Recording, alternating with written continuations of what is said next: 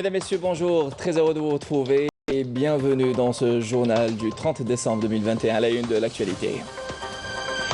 Le président de la République, Abdelmadjid Tebboune, a procédé hier à l'installation du président des membres du Conseil national de la société civile.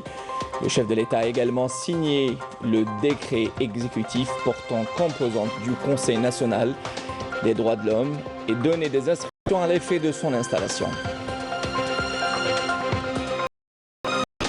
Le Premier ministre des Finances, Ayman Ben Abdelrahman, en visite d'inspection dans différents projets, a abrité les Jeux méditerranéens Oran.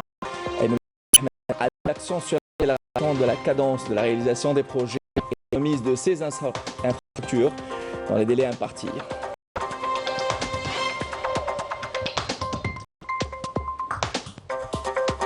Nous parlerons dans ce journal du partenariat algéro-omanais dans la production d'engrais qui a permis l'accroissement considérable de l'exportation d'ammoniac et d'urée.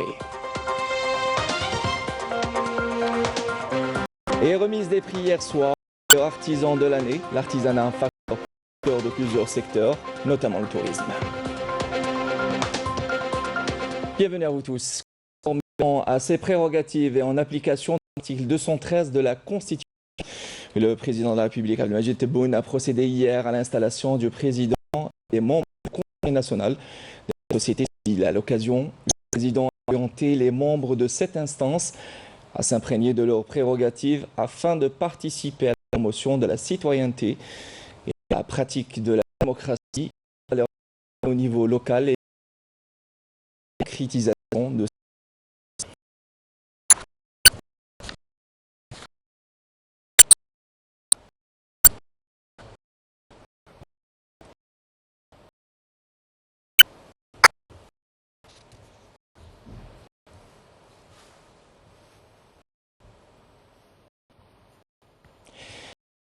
des dispositions de l'article 211 de la Constitution, le président de la République a un décret présidentiel pour les droits de l'homme et donner des instructions de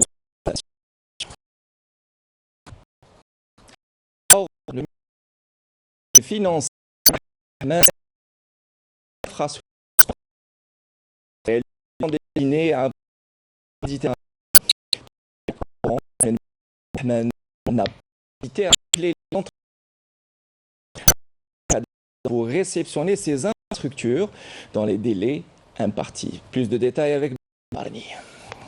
C'est une infrastructure sportive nationale. Elle est gratuite entre les jeunes.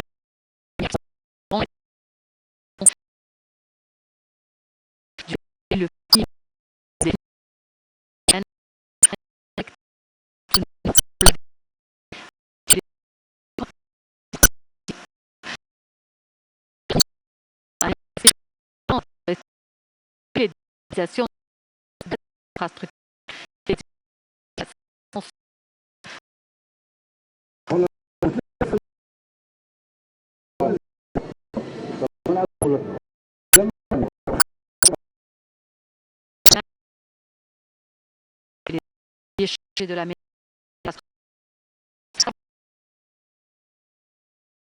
qui constitue la fierté de la région. Il invitera par ailleurs les enfants d'El Bahi à lancer une large campagne.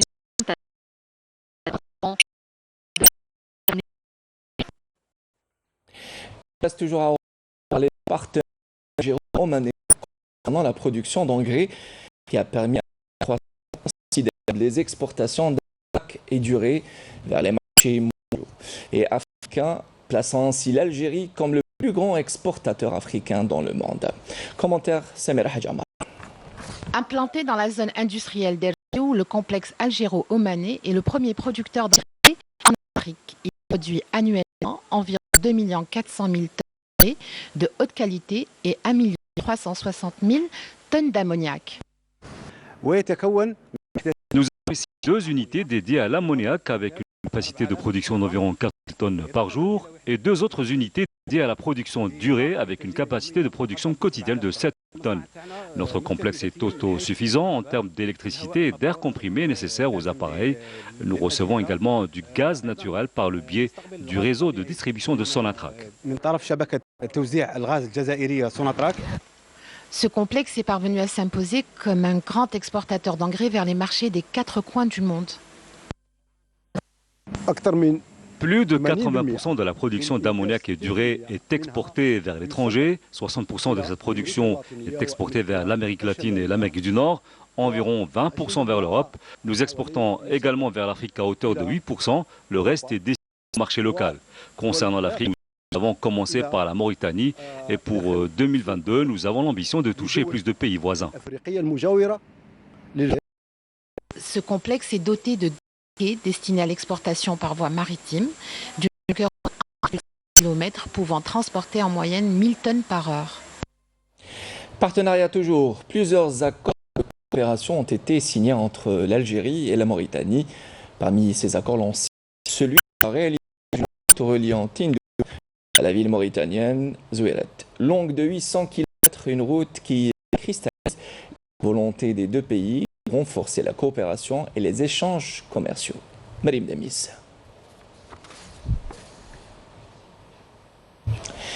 La première phase d'une opération d'exportation de bitume vers le Niger, portant sur un volume global de 10 000 tonnes, a été lancée à partir de la wilaya de Tamanrasset.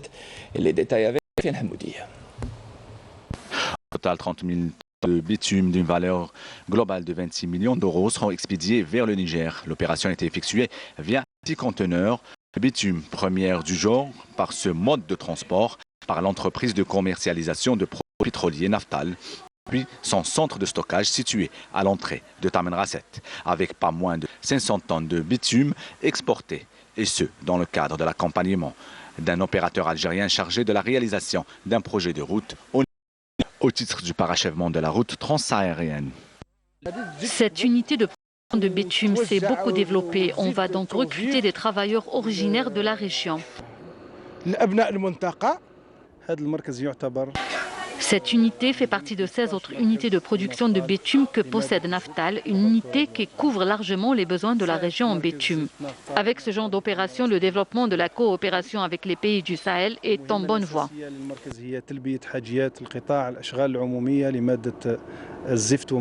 Cette unité de production de bitume a une capacité de production de 400 000 tonnes par an.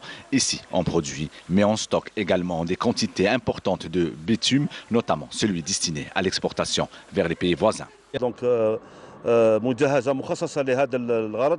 Avec ce genre d'opération, le développement de la coopération avec les pays du Sahel est en bonne voie.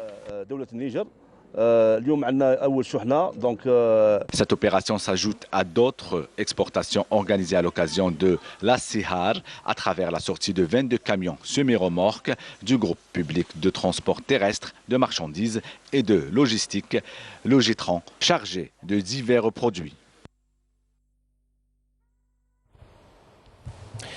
Retour à la radieuse Oran, précisément au village côtier de Cap-Falcon, pour parler d'une entreprise spécialisée dans l'aquacole et notamment dans la production de la dorade qui a fait bonne récolte. Une entreprise qui parvient même à répondre à la demande du marché local. Les détails avec Samira Hajamar.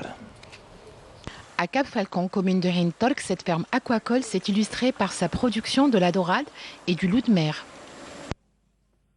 En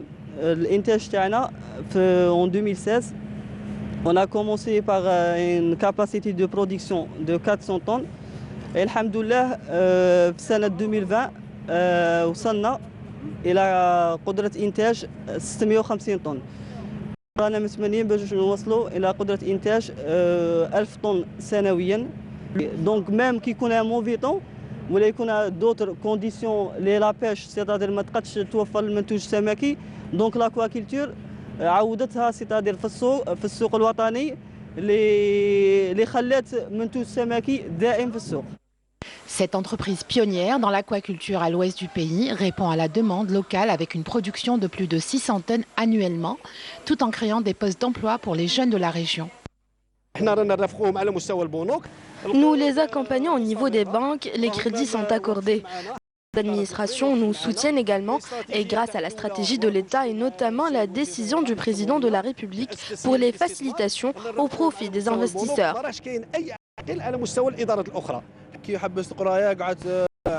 Nous habitons près de la mer, nous aimons la mer et nous vivons grâce à ces produits. Nous espérons des projets qui touchent à notre cœur de métier. Ça fait 7 ans que je travaille pour cette entreprise. Ce sont des aides et des facilitations offertes par l'État pour les jeunes investisseurs afin de redynamiser leurs projets. Cette activité à Oran qui a connu un bond ces dernières années. Comme à chaque année, le monoxyde de carbone continue à faire des victimes malheureusement. Et pour faire face à ce tueur silencieux, à Bou Merdes, une caravane sillonne les différentes communes pour sensibiliser au danger de ce gaz. Les détails une nouvelle fois avec Sofiane Hamoudi. Le coup d'envoi de la campagne de sensibilisation au danger du monoxyde initié par de Sonalgaz a été donné par le wali de Bou Merdes. Cette action de sensibilisation vise à expliquer l'opération de raccordement au réseau de gaz à l'intérieur des habitations ainsi que l'utilisation des appareils détecteurs pour éviter les accidents domestiques mortels liés aux fuites et à l'inhalation du monoxyde de carbone. Nous avons donné le coup d'envoi la caravane qui va un petit peu sillonner les villes, villages et quartiers de la wilaya. Cette campagne vise à sensibiliser les citoyens et les familles. Une campagne de sensibilisation sur les risques liés à la mauvaise utilisation du gaz, et ce depuis le mois de novembre, qui va se poursuivre jusqu'au mois de mars de l'année 2020. À cette occasion, des expositions ont été organisées et des flyers distribués à travers la wilaya au profit du grand public et aux associations. Objectif, informer sur la bonne utilisation de cette ressource d'énergie conformément à la stratégie de développement durable tracée par les pouvoirs publics. On est en pleine campagne de sensibilisation sur les risques liés à la mauvaise utilisation du gaz. Donc c'est des conseils qui, à chaque fois, la direction de distribution de Bou Merdes. C'est très simple. Il faut laisser une marge d'aération. Vérifier là-dessus qu'il n'y a pas de fuite. Oui, l'entretien chaque année, une fois que l'hiver est passé, il faut le démonter, le nettoyer. Et... Oui, c'est ce que je fais. Ah oui, je l'utilise depuis l'existence du gaz de ville. L'aération, elle est obligatoire. La porte d'entrée, on a une cheminée là pour l'évacuation. Ah, ça c'est clair.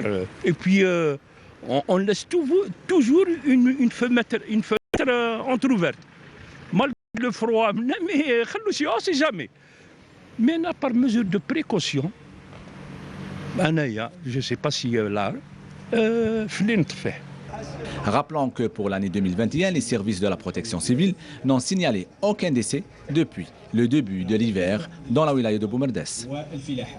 On reste toujours dans le dossier de sensibilisation au monoxyde de carbone et durant l'hiver, les intoxications au monoxyde de carbone enregistrent un pic. Pour y remédier, un choix judicieux des appareils de chauffage et une installation répondant aux normes s'impose. Reportage, Sofiane Hamoudi.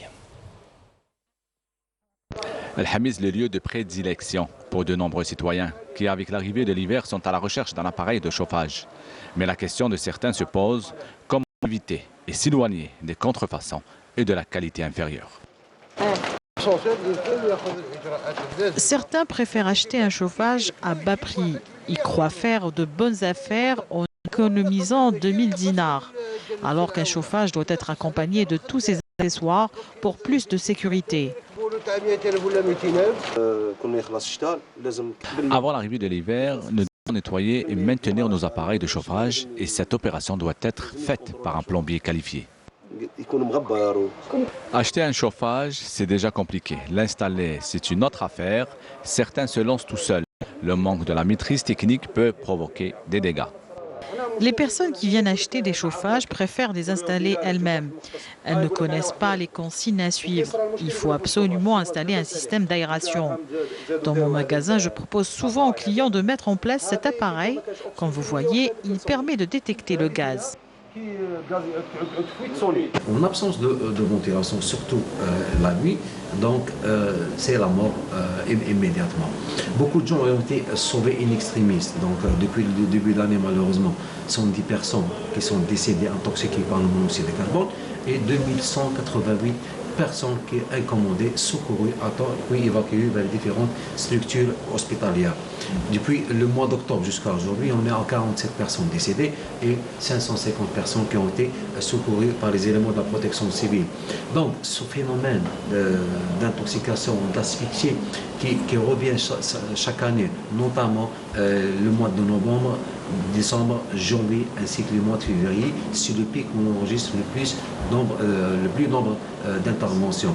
Encore une fois, la prévention et le contrôle périodique et rigoureux des appareils fonctionnant au gaz de ville et au gaz butane peut éviter le pire. Restons donc vigilants.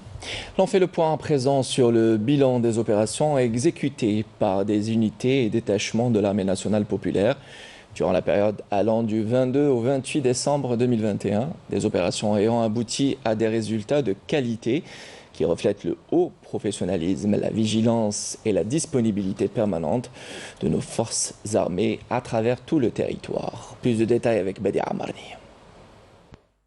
Dans le cadre de la lutte contre la criminalité organisée et en continuité des efforts intenses visant à contrecarrer le fléau du narcotrafic dans notre pays, des détachements combinés de l'Armée nationale populaire ont arrêté en coordination avec les différents services de sécurité au niveau des territoires des 2e et 3e régions militaires 11 narcotrafiquants et ont déjoué des tentatives d'introduction de quantités de drogue via les frontières avec le Maroc, s'élevant à 14 quintaux et 56,5 kg de kif traité, tandis que 8 autres narcotrafiquants ont été arrêtés en possession de 53,5 kg de la même substance ainsi que de 96 708 comprimés de psychotropes lors de diverses opérations exécutées à travers les autres régions militaires. Par ailleurs, des détachements de l'Armée nationale populaire ont intercepté à Tamanrasset, Ingzam, Borj Badi Mokhtar, Janet et Tindouf 107 individus et saisi un pistolet métrailleur de type Kalachnikov, un chargeur de munitions, 9 véhicules, 172 groupes électrogènes, 94 marteaux-piqueurs, des quantités d'explosifs, des outils de détonation et d'autres équipements utilisés dans des opérations d'orpaillage illicite, ainsi que 14,4 tonnes de mélange d'or brut et de pierre, alors que 5 autres individus ont été arrêtés et 2 pistolets de fabrication artisanale, 18 fusils de chasse, 237 660 paquets de tabac et 2 tonnes de denrées alimentaires destinées à la contrebande ont été saisis à Adrar, El Bouaghi, Batna, Biskra, Larouat, El Oued, Sétif et Tipaza. Dans un autre contexte, les gardes-côtes ont déjoué au niveau de nos côtes nationales des tentatives d'émigration clandestine et ont procédé au sauvetage de 267 individus à bord d'embarcations de construction artisanale, alors que 39 immigrants clandestins de différentes nationalités ont été appréhendés à El Oued, Tindouf, Tlemcen et Ouargla. Le ministre des Territoires occupés de la communauté sahraoui à l'étranger, Mustafa Ali Sid El-Béchir, a affirmé que si 2021 était une année consacrée aux acquis, l'an 2022 serait dédié à l'escalade contre l'occupation marocaine jusqu'à l'indépendance. Dans un entretien accordé à l'APS, le ministre fait savoir que la nouvelle année connaîtra une escalade tout azimut, militairement, politiquement, diplomatiquement et juridiquement, jusqu'à l'instauration de la souveraineté de l'État sahraoui sur l'ensemble des territoires occupés. Et d'expliquer que le peuple sahraoui est pacifique, mais que la guerre lui est imposée après la violation par les forces marocaines de l'accord de cessez-le-feu dans la zone de l'Guirgueret le 13 novembre 2020 et les violences commises contre des civils sahraouis. Le président des États-Unis, Joe Biden, a signé pour l'année fiscale 2022 la loi sur l'autorisation de la défense nationale qui prévoit notamment de limiter les aides et le financement militaire octroyés au Maroc si le Maroc, le Royaume, ne s'engage pas à rechercher une solution politique mutuellement acceptable au Sahara occidental, a annoncé la Maison-Blanche. Les unités de l'armée populaire de libération sahraoui ont exécuté hier de nouvelles attaques contre des positions des forces de l'occupant marocain, ciblant les régions de Ros Oudi et Damran, dans le secteur de Mahbes et Adim El Jouloud dans le secteur d'Ausrad, Par ailleurs, les unités de l'APLS avaient bombardé mardi des positions de l'occupant marocain dans les régions d'Adim Oumel-Djloud, dans le secteur d'Assourad, à 2 reprises, et Ros Septi à Chadimia, dans le secteur de Mehbes. Retour en Algérie pour parler des pouvoirs publics qui misent sur la valorisation des métiers de l'artisanat et de l'art en Algérie, un secteur très important pour la promotion notamment du tourisme. Et pour ce faire, une sélection très rigoureuse a été opérée à l'occasion de la remise des prix aux meilleurs artisans de l'année.